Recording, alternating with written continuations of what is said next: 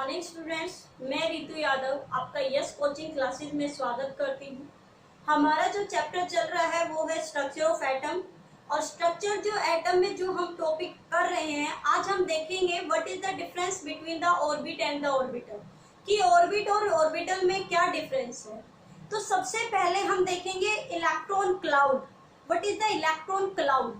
ये electron cloud एक ऐसी टर्म है जो ऑर्गेनिक केमिस्ट्री जब हम पढ़ेंगे तो बार बार यूज होगी।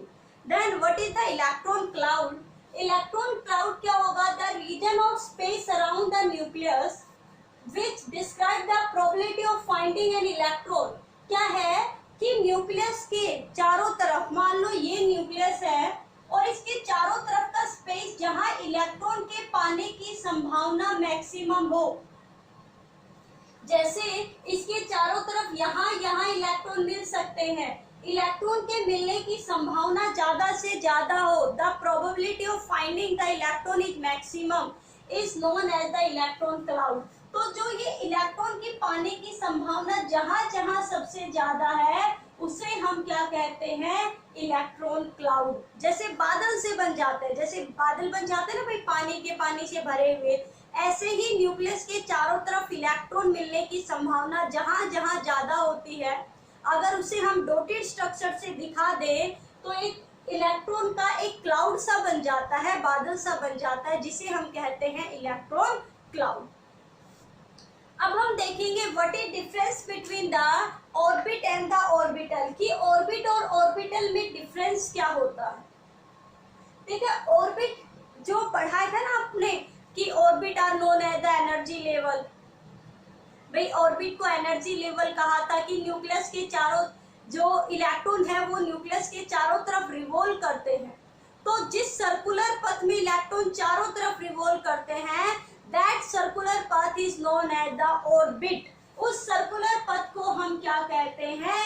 Orbit. Orbit is a well defined circular path around the nucleus. Nucleus के चारों तरफ वो सर्कुलर पाथ, वो सर्कुलर पाथ जिसे हम KLMN का नाम देते हैं, in which electron is revolve, जिसमें इलेक्ट्रॉन क्या करता है? रिवॉल्व करता है, उसे हम क्या कहते हैं? ऑर्बिट कहते हैं। फिर ऑर्बिट हमेशा कैसे होंगे? भाई सर्कुलर बनाते हैं हम हमेशा सर्कुलर, ये K है, ये L है, ये M है, ऐसे हम सर्कुलर बनाते हैं। That all orbit are circular and disc like, बिल्कुल गोल, जैसे आपने देखी होगी ना DVD की डिस्क बिल्कुल राउंड होती है, ऐसे ही सभी ऑर्बिट होते हैं।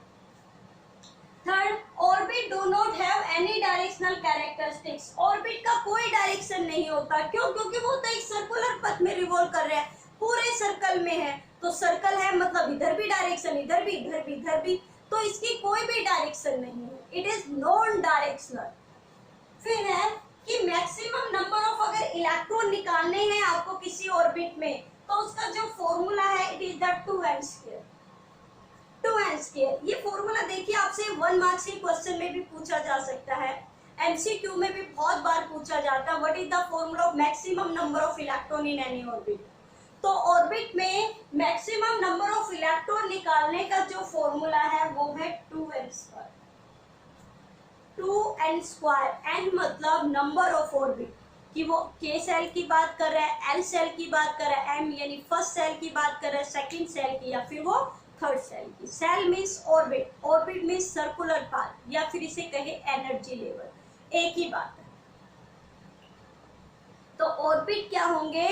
Orbit are the circular path around which the electron is revolve. जैसे हमारे प्लेनेट है ना ग्रह सौरमंडल में, कि कैसे ग्रह पृथ्वी है वो सूरज के चारों तरफ चक्कर लगा रही है, बट अपने एक ऑर्बिट में चक्कर लगा रही है, उसका एक सर्कुलर पथ है जिससे वो सूरज के चारों तरफ क्या लगा रही है? चक्कर लगा रही है।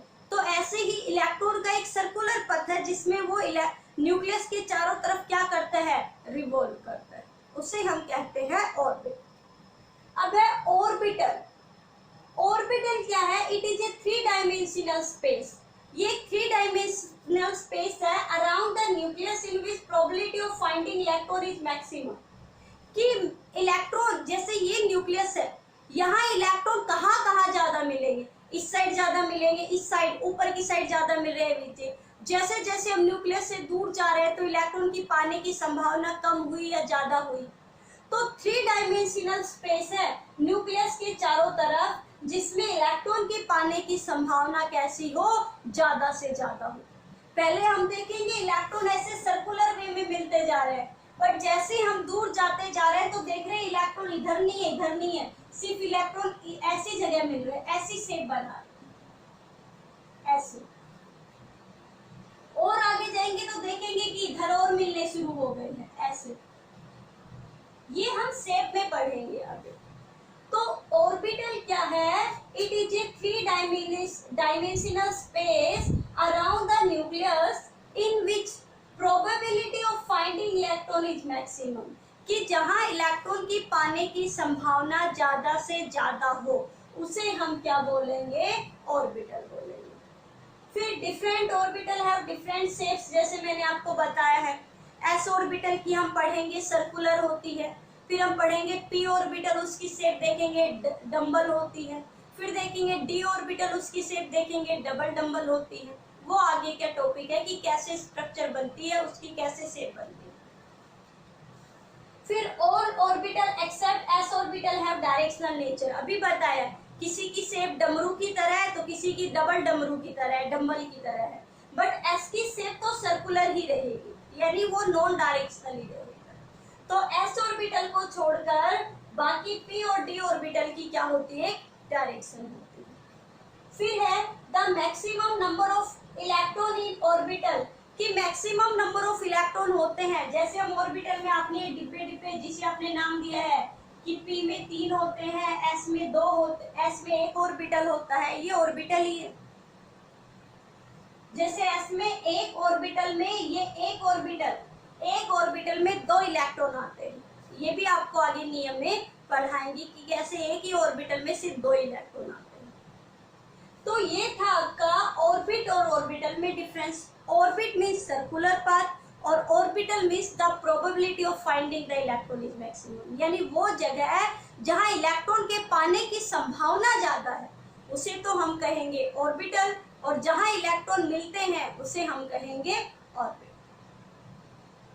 तो आज आपको ये करना है, साथ में आपको स्क्रोडिंजर वेव इक्वेशन की क्या निकालने हैं, आपको न्यूमेरिकल निकालने हैं। फिर एक नए और फ्रेश टॉपिक के साथ मिलते हैं कल। Thank you.